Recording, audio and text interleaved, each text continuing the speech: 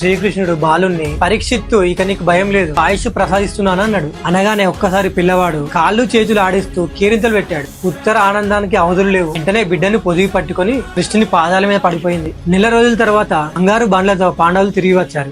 రాగానే అర్జునుడు ధర్మరాజు కృష్ణుని ప్రేమగా పట్టుకొని గుండెలకు అత్తుకున్నారు. ధర్మరాజు ఉద్యోగంతో వాసుదేవ, మేము ఎంత సంపాదించినా అది ధనమైనా లేక విజయమైనా నీవు మా ప్రక్కన లేకుంటే అన్ని వృధానే. నీవు ఎల్లప్పుడూ మాకు తోడుగా ఉండాలి. మా పంచ పాండవుల్లో ప్రసరించే ప్రాణం నీవే కృష్ణ.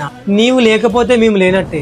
అంతా బంగారం చూసినా కలగని ఆనందం ఇక్కడికి వచ్చి నిన్ను చూస్తే మాకు అమితంగా కలిగింది. హిమవత పర్వత విశేషాలు అందరికీ చెప్పాడు. ఆ తర్వాత పరీక్షిత్తును చూసి జరిగిన అద్భుతం తెలుసుకొని మరింత సంతోషించాడు. అర్జునుడు కన్నీళ్లతో కృష్ణుని పాదాల మీద పడ్డాడు. కృష్ణుడు నవ్వుతూ అర్జున్ని పైకి లేపి, బావా ఏమిటి చిన్న పిల్లవాడిలాగా, నేను ఎక్కడున్నా నిత్యం నీ క్షేమం కోసమే కోరుకుంటాను.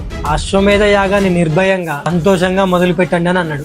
యాగం మొదలు పెట్టిన తర్వాత యాగాశ్వానికి రక్షణగా ఎవరిని పంపాలనే ప్రశ్న వచ్చినప్పుడు ధనుర్విద్య ప్రావీణుడు, దివ్యాస్త్రాలు కలిగిన వాడు, సవ్యసాచి అయిన మన గాంధీవి తప్ప ఆ పనికి సరైన వారు మరెవరు ఉన్నారని కృష్ణుడు అన్నాడు. ఆ మాటలకు అందరూ సంతోషాన్ని వ్యక్తం చేశారు. దూరమైన పయనించగల మంచి మేలైన ఉత్తమ జాతి గుర్రాన్ని ఎంపిక చేసుకుని దానిని అలంకరించి దానిపైన హస్తినపుర పథకాన్ని అమర్చి యాగాశ్వాన్ని సిద్ధం చేసి దాన్ని అర్జునికి చేతికి అప్పగించిన ధర్మరాజు అతనికి రాజాకాంక్ష గాని యుద్ధకాంక్ష కాని ఏ కోశన లేనందున అతను అర్జునుతో ఇలా అన్నాడు, అర్జున, కౌరవ పాండవ యుద్ధంలో ఎందరో రాజులు మరణించారు. ఇప్పుడు ఆ రాజ్యాలన్నీ ఆ రాజుల కుమారులు లేదా అనువల్ల చేత పాలించబడుతున్నాయి. వారెవరిని చంపకు, వారితో స్నేహం చేయి. వాళ్ళంతటి వాళ్ళు కయ్యానికి కాళ్ళు దువ్వినా సరే వాళ్ళ పైన కోపం తెచ్చుకోకు. అందరితో సంధి చేసుకుని రా, ఇక బయలుదేరు, నీకు విజయం కలుగుగాక అని అన్నాడు.